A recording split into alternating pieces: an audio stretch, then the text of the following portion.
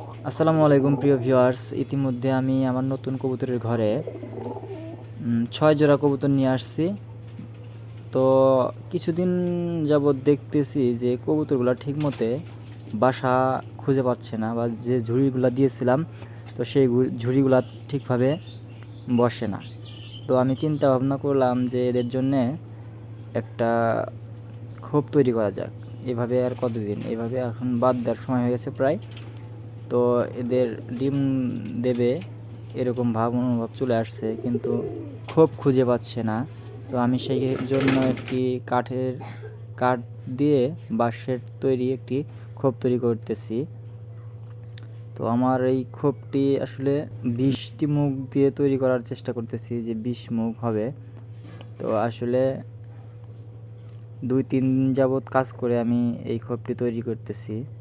তো আরও কয়দিন লাগবে আসলে জানি না। আমি আসলে কাজের পাশাপাশি এই খোপটা বিকেলে বিকেলে সময় পাইলে করি আর কি। তবে আমি কিন্তু এখানে একা কাজ করি না, আমার সাথে আমার বড় ভাইয়ের ছেলে আছে।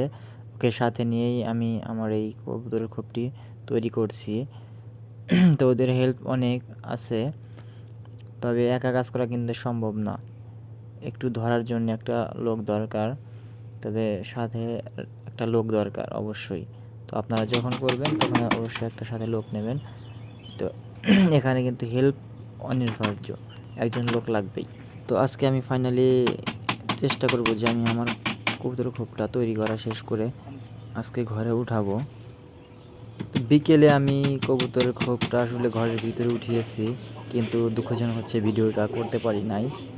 তবে আজকে আমি দেখাচ্ছি আপনাদের কবুতরের ঘরের ভিতরে কবুতর কিন্তু মারামারি করছে, এবং ওই নতুন যে খোপটি আমি দিয়েছি এখানে, তো সেই খোপটি আসলে তারা দখল করার চেষ্টা করতেছে, বেছে নেওয়ার চেষ্টা করতেছে কে কোন খোপে থাকবে। আর আসলে আমি যথেষ্ট চেষ্টা করেছি কবুতরের খোপটা সুন্দর করার জন্য, তবে কেমন হয়েছে তা আপনারা অবশ্যই কমেন্টে জানাবেন।